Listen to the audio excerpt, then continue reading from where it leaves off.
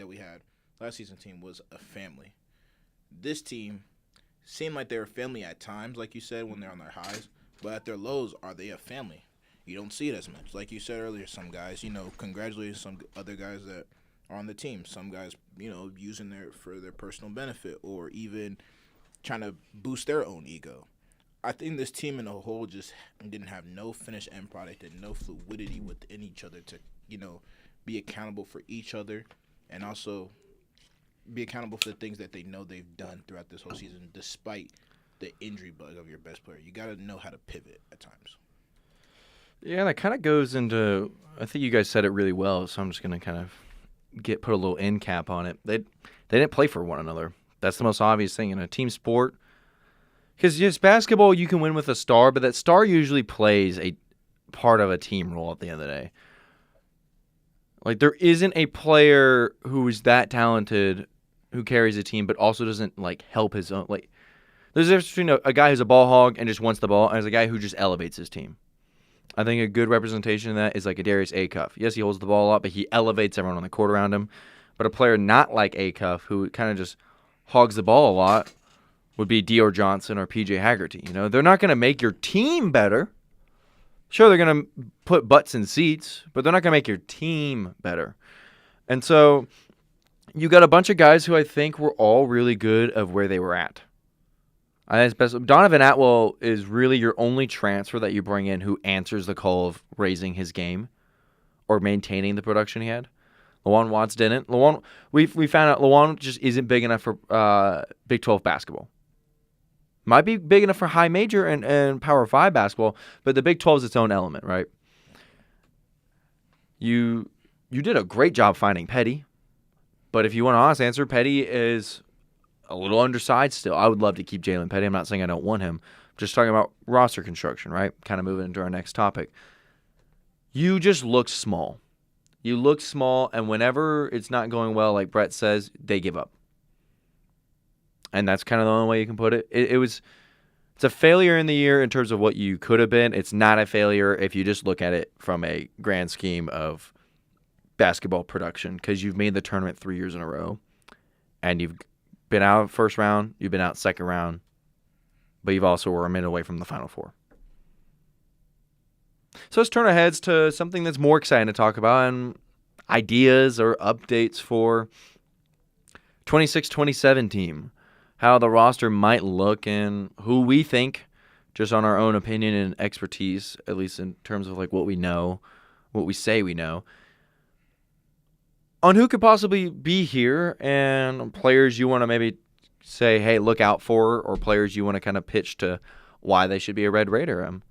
So anybody want to take this one first, or should I just kind of list off some guys I might want? I'm going to give a disclosure real quick. If you see a 5-star or 4-star prospect enter the portal, on very rare occasions, Grant McCaslin and Kellen Buffington will go after them. They have to really because they are very methodical with how they get prospects. They have to really look at those guys and be like, I want that on my team to really want those guys. It's nice to see these big names go in the portal and be like, I want them to be a Red Raider. Yeah, absolutely, they'd be awesome here. But that's not how Grant or Buff view the transfer portal. No, they view it as putting together the perfect puzzle. Exactly, and you saw a little bit of that. You saw it with Donovan Atwell and Josiah Mosley, but the rest didn't fit the mold. And I think they've accepted that. The way and the players that have been rumored or linked from Scarlet Black Insider that kind of show that they realize they made a mistake. Yeah, and they're kind of going for more of a. They're joining what the game is now. They're modernizing. It's a bigger player game, and so far they've been linked to a much bigger players, and a lot of guards. So we'll get into that real quick. So two names to look out for right now are Hudson Mays and Austin Swartz. Austin Swartz is a transfer from Creighton. Played a year at Miami, then went to Creighton. And then Hudson Mays played for UCSD, really good high mid-major school in the Big West. Played in the tournament a year ago. So if you want defense, Hudson Mays is your guy. If you want shooting, it's Austin Swartz. It depends we don't know who's all leaving or staying. Exactly. So let's play a game so that we can kind of figure this out. All right, let's play a game. You're returning players. We're gonna just say you're returning starters, because bench you can fill out any way, shape, or form, right? Your returning starters are Petty, and then you have Spear coming as a freshman. You have no small forward. You have JT when healthy. That's all I can guarantee. I can't get. There's rumors trending Luke will be back. There's rumors trending that Luke is already gone. There's both. I think you'll get more news as I think the problem is more centers are now entering the portal. So it's like at this point, The exodus of centers entering into the portal right now is like unheard of right now. so it could because everyone needs a center. Yeah. So let's just say there's 3 players we know who are in the lineup. So you're looking for another backcourt mate, the third in the guard room, What you want and the small forward. What you want from a guard is you want someone that can attack the rim while being a decent shooter, while being able to facilitate. Duh, everyone wants that.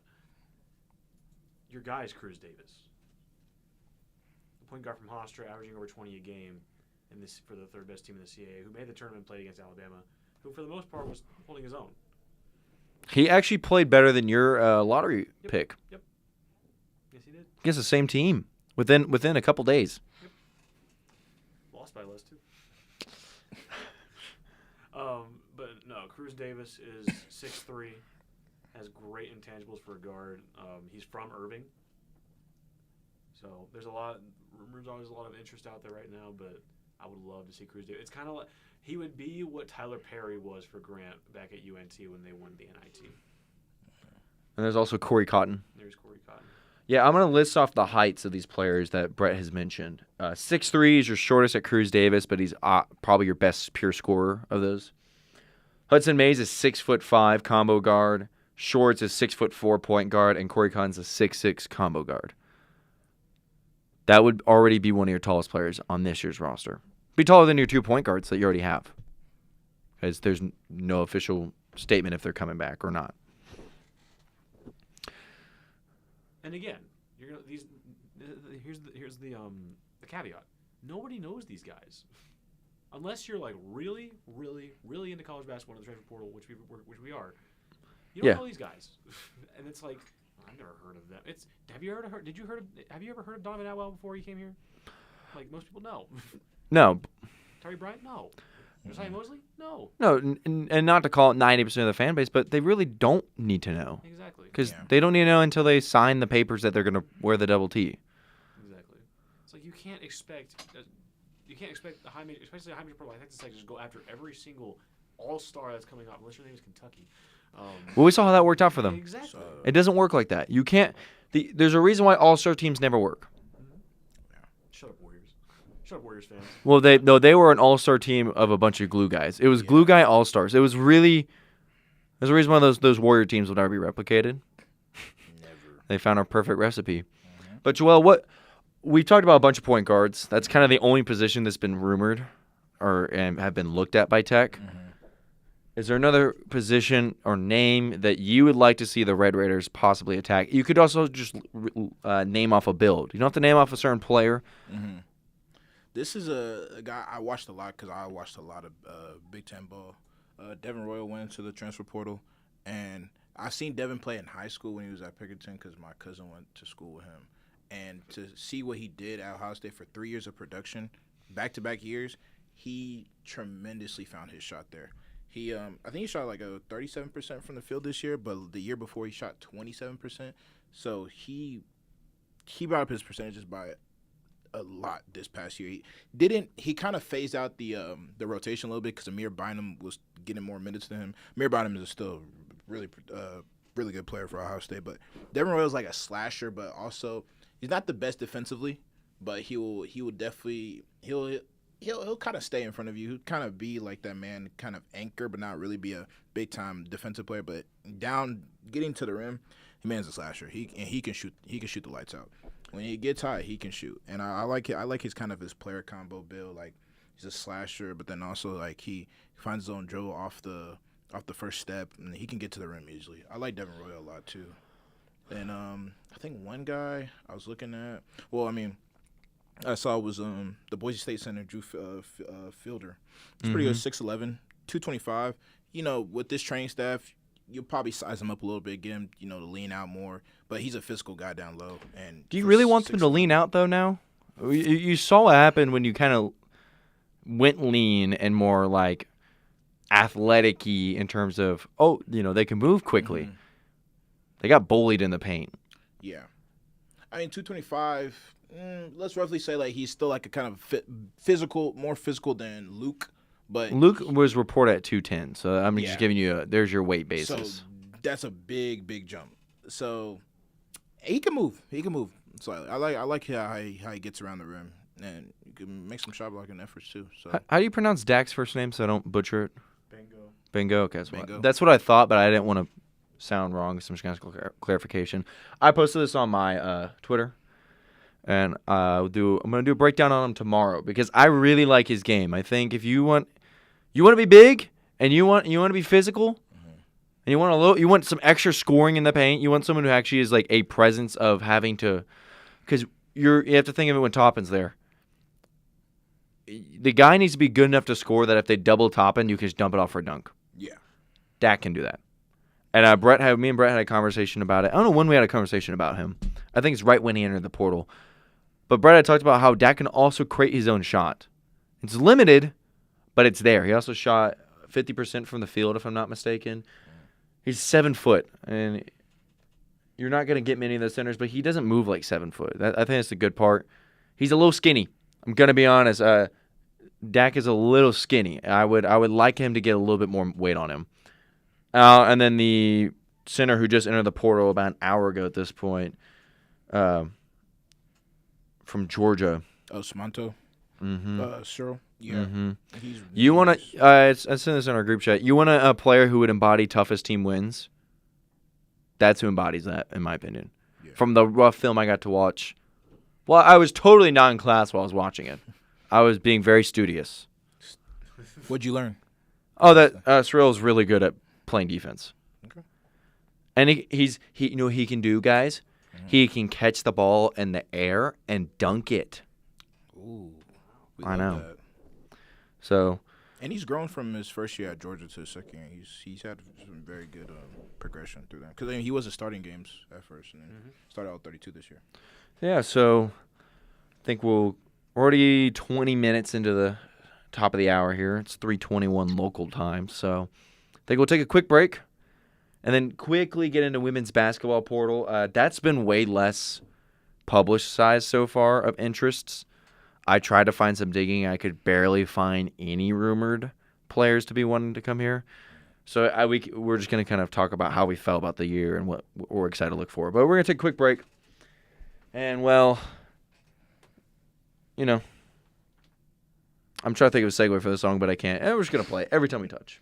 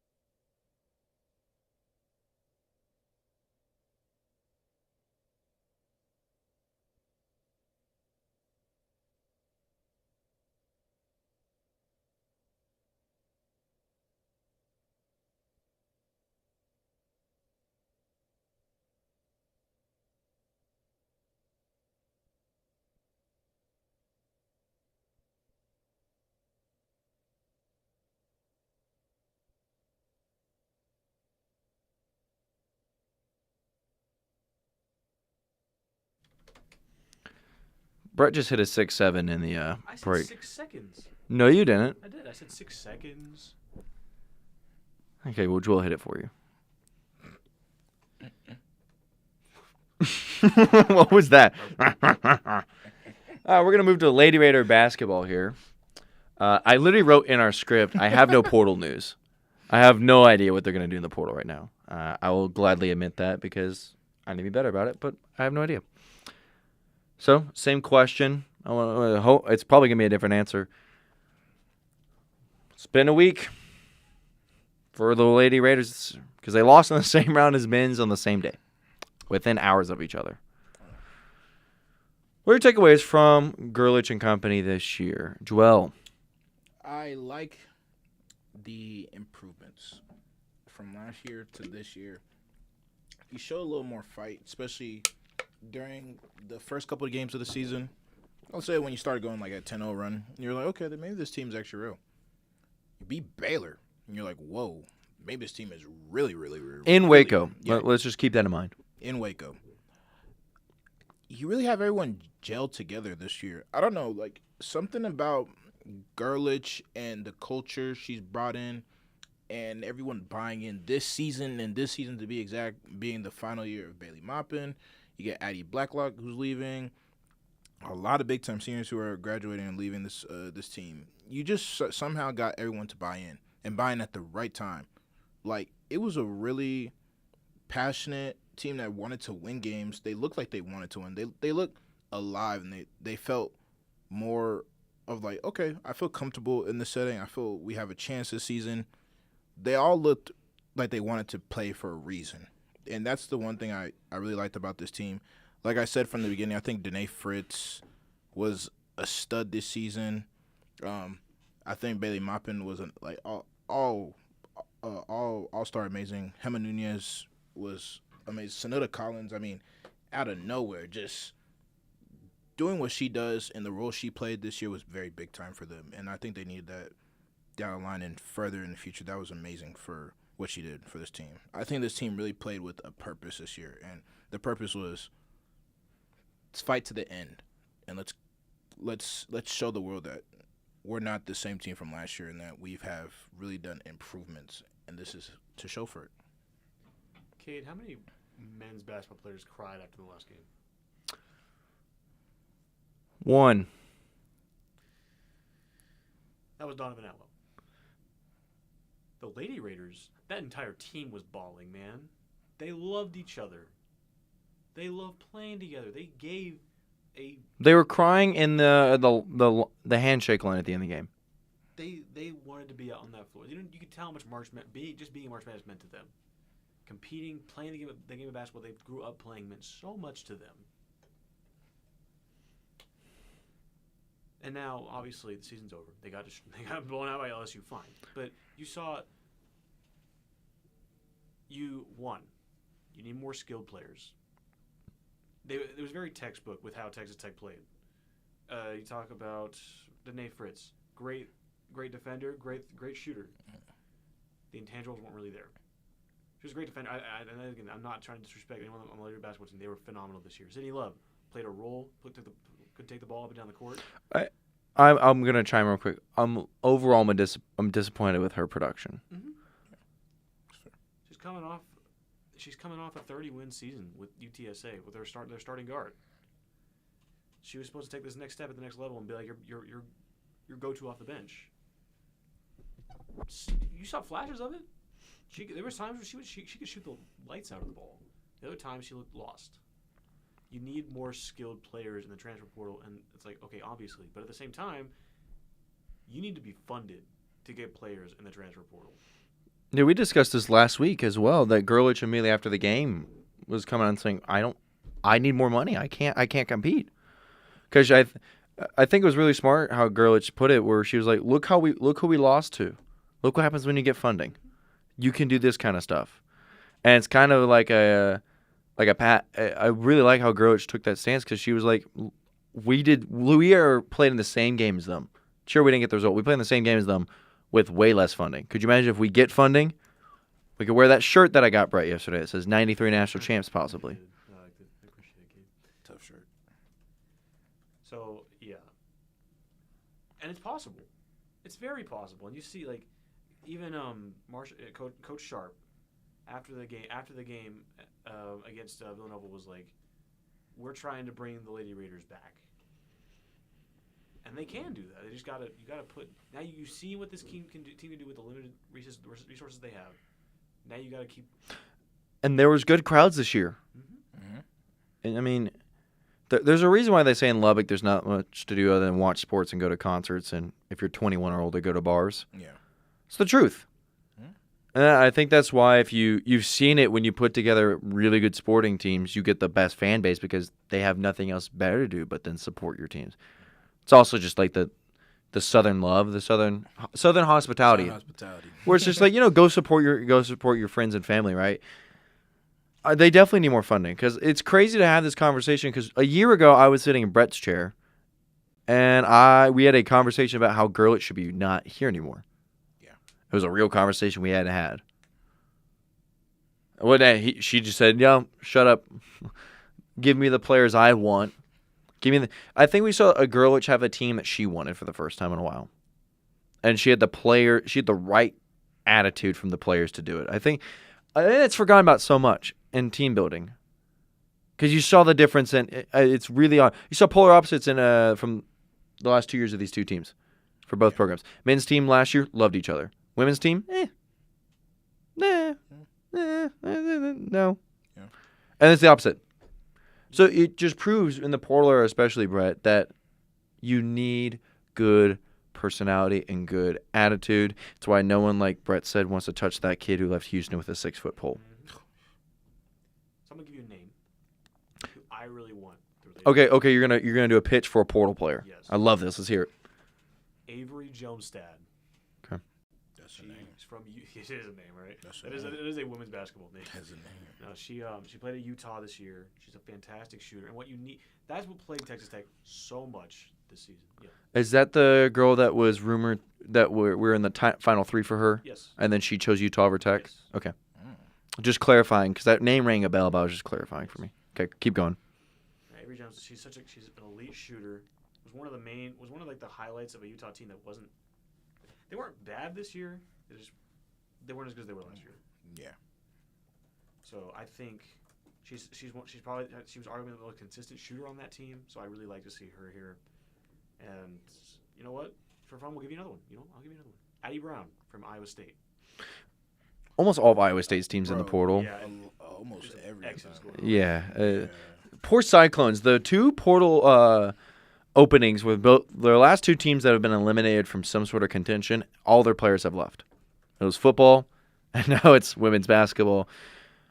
Hopefully, men's basketball can stay good because I like Iowa State. I hope they are around. I hope they get better. I hope they get better jerseys for their softball team.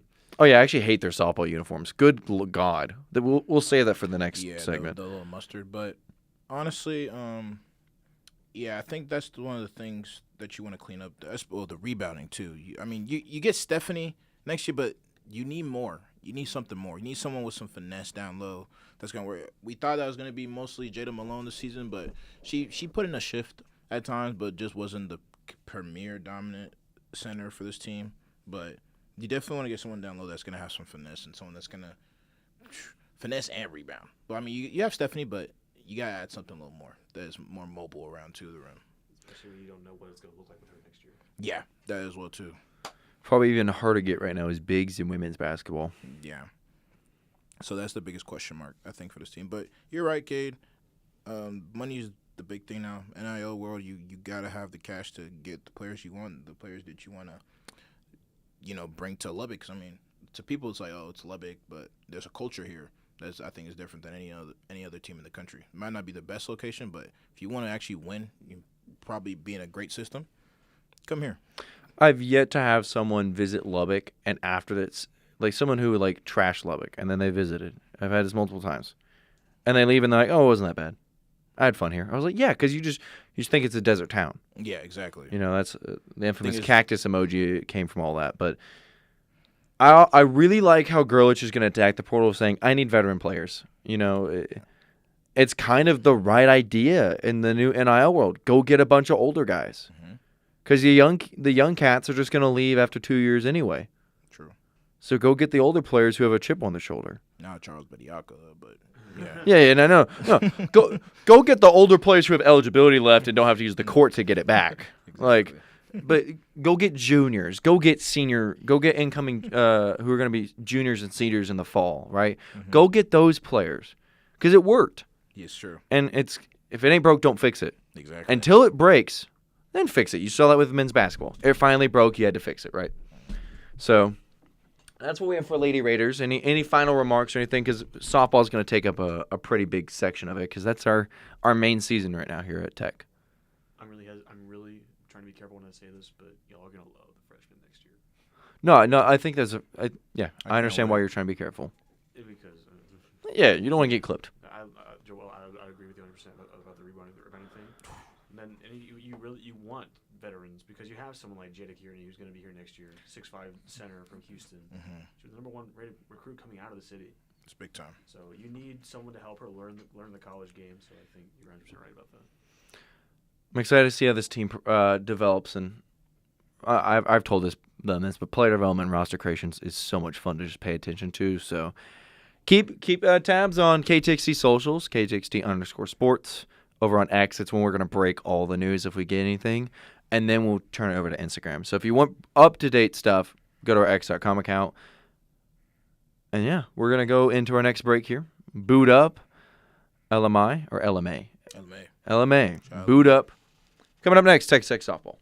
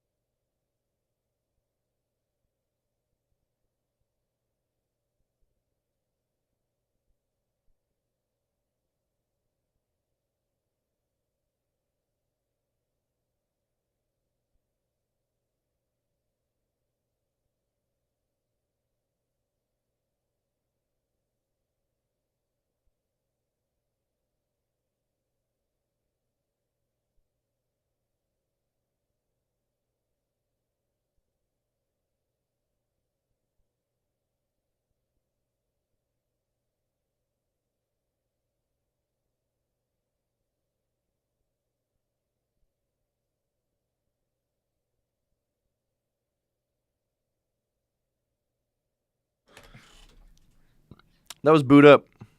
Boot up. Boot up. And that's kind of the same. That's kind of the phrase I would use when I looked at Iowa State softball's uniforms this week. I booed. I booed them pretty badly. Texas Tech softball dominates the Cyclones in a sweep of them, where they outscored them by 36-9 and 3 straight run rules. Extends the program record for run rules in a season. A lot of records broken this week. Most home runs in a season was 75. Thank you, Jackie List, for hitting that with your second to technically down to your final out before you had to go into the top of the fifth, so you're in the bottom of the fourth. And Brett's going to like this one. Caitlin Terry breaks a consecutive hits record earlier this week. Was it game 2? Yes. Game 2 at 22. Now it's at 23, and they have a game going on tonight at 6 p.m. at Abilene Christian, so she can move it to 24 if she records an AB. 11-1 in conference play. You haven't lost since Arizona, and that's really your one bad loss on the year. Outside that is a 3-2 loss to number 5 Nebraska now, where you have a fifth-inning blow-up. If you don't blow in that game, you have a one loss where you pretty much look like you got comfortable and you got hit in the face and you responded pretty well. We were all there for all 3 games. Like, we all covered at least 2. It was Joel and Brett Friday night, and then it was Joel and me Saturday afternoon. And then Sunday was me and Brett calling it with the pink uniform. So we'll kind of go in chronological order, little cliff notes of each game if you could. Brett and Joel, Friday night's game. You were in a hurricane. I have a really funny clip of this in-house speaker in here of y'all, and it genuinely sounds like you were covering like a hurricane. So, Yeah. how did Friday night go for you two before we dive into more stats on the softball team? Yeah, we thought it was Ames, Iowa out there. I mean, wind was everywhere, had gaff tape everywhere, plastered, but it was crazy. It was a good game. I really liked that. So Schumer was the pitcher on Friday. Tech really they kept her out there for a very long time. So they were very precise of what they were doing. I liked what they kind of didn't force themselves to go out there and start swinging for the fences, which was really smart. But then also they played a key role in getting steals early on. I mean, I think it was up until the top of the third? Yeah, like top of the third, going into like fourth inning, or top of the third. Let's say around there. It was really clutch moments that they did, and it was the patience that I liked from the batting lineup. Like, it was really like they weren't forcing nothing. They're kind of letting Iowa State kind of get in their own head, kind of getting them out of their shape of the way they wanted to play. I mean, especially with the conditions as well too. I mean, it was insane. And then one player I did say that I love what she did was Spearman. Spearman had a great game that day. At bat, she was really good, comfortable, had a home run. And then the catch in left side of the field, wow, that was amazing. The adjustment you have to make on that as an athlete, that is pure practice and pure agility. That was amazing. That catch was incredible.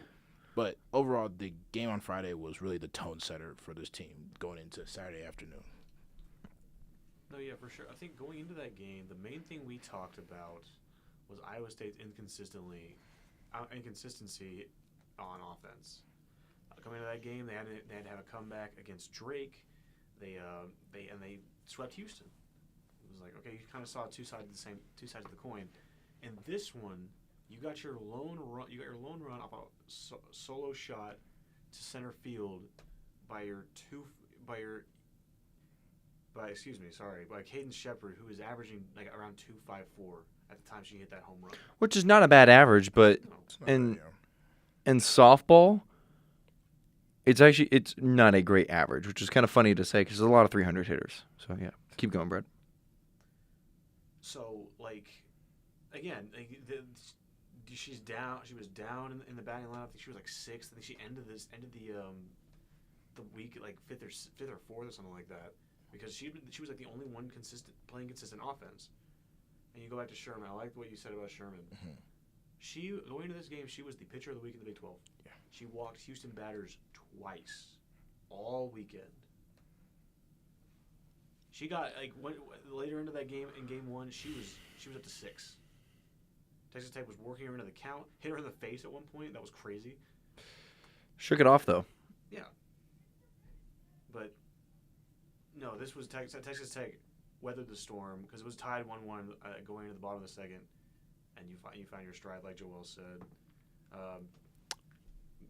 We're gonna talk about this later, but Jackie Liss had a fantastic weekend. Went 9 for 10, hit a 2-run shot in this one. Desi Spearman hit a 2-run shot in this one, and I want to highlight Desi Spearman as well. She's grown so much over the last 2 months. She was chopping up when she was at the plate to start the year, but now she's kind of learned how to be patient, and it's worked for her in the long run. So, yeah, that's all I can say about Game 1. Yeah, that was a 9-1 victory for you fans at home trying to key in on what game we were talking about. We'll move to Saturday. Quick cliff note on that one. It was me and Joel on the call. 10-2 win. Another kind of just hallmark game. You saw Caitlin Terry pitch.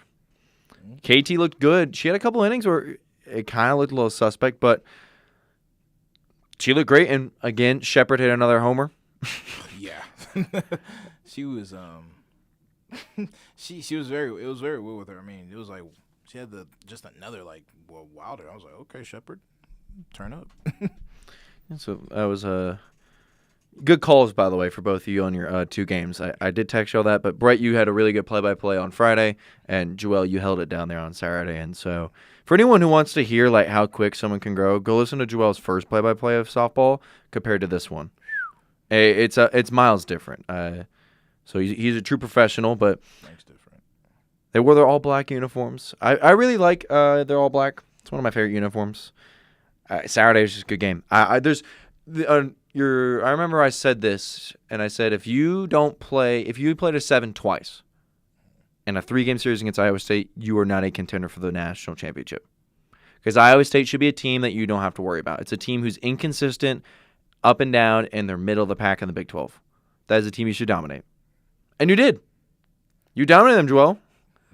And the funny thing is, in that game, they start 1-1. Yeah. Right? Is that Saturday game you start 1-1? Yes. No, you start 1-1 in Sunday game. Sorry, I got ahead of myself. 4-0. 4-0. 4-0, yeah. I apologize. I had my games mixed up. Yeah, so Joel, what did you see from Saturday? Any commonalities from the Friday night game when you were color commentary to Saturday when you were play-by-play? Any commonalities you saw between the 2 games? The Iowa State pitching kind of did a whole 360. I mean, yes, you have a different pitcher in them, but you bring Schumer back in, and I think it was the bottom of probably the top of the 3rd, bottom 2nd, somewhere around there. You bring her back in, she didn't really do a really good job, and then now you put in Palumbo, and then Palumbo just closes it out, but And Palumbo looked good. Yeah, she looked good. I mean, for a freshman with a 6.40 ERA, I'll take it. I wouldn't. If you told me to guess her stats when she was pitching, I don't think I would have gone to that number. Yeah, at all. I think she pitched better than the 2 that they had at pitch first, and then next you know it, Jackie Liss just had a game. She did what she needed to do. I mean, that was a game I think especially for Liss, and then also if you go for Williams as well too. I think that batting lineup and just everything that they have downward is just. I feel like everyone's progressing at a time where it's really good, but I don't want it to seem like now they're hot, but then downline they're getting burnt out, because that will tend to happen. You kind of want to ride on this wave that they're doing, but Saturday overall, I think they just crushed it. I think on all levels they did an amazing job. And then we'll do a quick Sunday recap. It's kind of the same tune, different story here. 17-6 though, an explosion of runs. First inning, you trade solo shots. KT gets the homer to actually extend her hitting streak, which is really funny. You let up a homer in the top of the inning to who else? Actually, led it to Bartholomew the first time. Yep. So that was the first non-Iowa State player to homer who wasn't named Shepard. She did homer later in this game. Yeah, which we're getting to that here in a second. You score 12 runs in the bottom of the second, and then the top of the 3rd happens, and Shepard hits a grand slam. Just kind of, and she had moved up from the batting order. That was a fun story. That we finally got blessed with a storyline, and it was Shepard's continued rise through the batting lineup. She started 8th? Or 7th? She started in the bottom 3 of the order and moved all the way up to cleanup. Because Malott was up there at 4th because she was the Big 12 player of the week, and then she got boom, all the way down. I want to talk. For this one, Samantha Lincoln.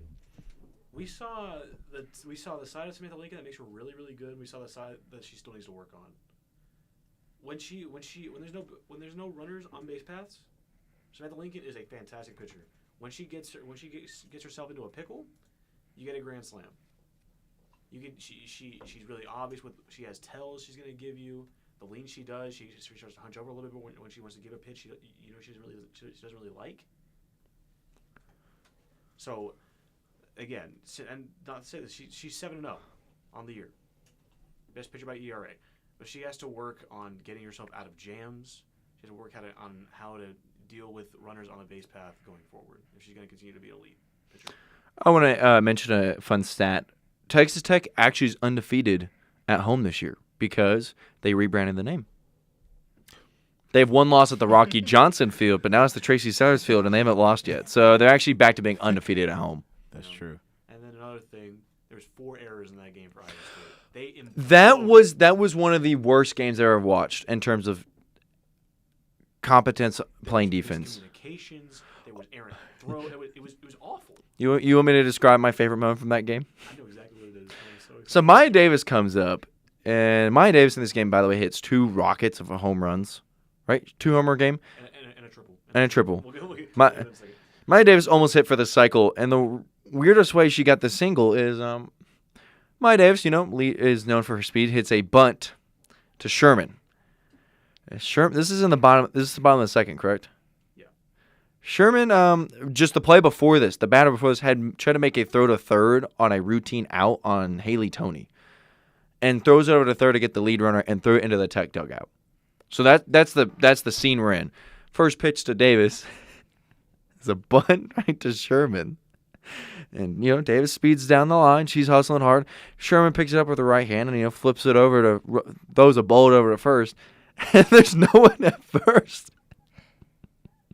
Because the first baseman went to cover it as well to get the ball. And Sherman just threw it without looking. It's instinct. Yeah. You're supposed to, I don't know why you're not at first. You have it. And you got to play Yakety Sack after that. Yakety Sacks. That was the epitome of that game. I've never seen a bunt triple. Yeah, that's actually how you got the triple. I kind of forgot that's the triple from it. My Davis got a stand-up triple because of a bunt. Well, actually, I think they ruled it eventually a safe of first and then a 2-base error, throwing error. Man, oh man. Either way, though. Triple bunt is funnier.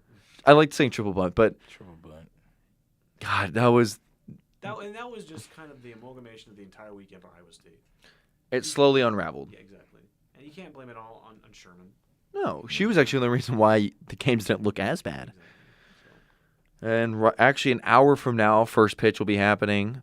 So if you're listening to this like a day later, I always say the date, March 31st, that's Tuesday at 5 p.m., they will take on the Abilene Christian Wildcats in Abilene. So they're only a little over 2 hours away from Lubbock, 2.5 hours. But staying locally, theoretically, if we're going to say that.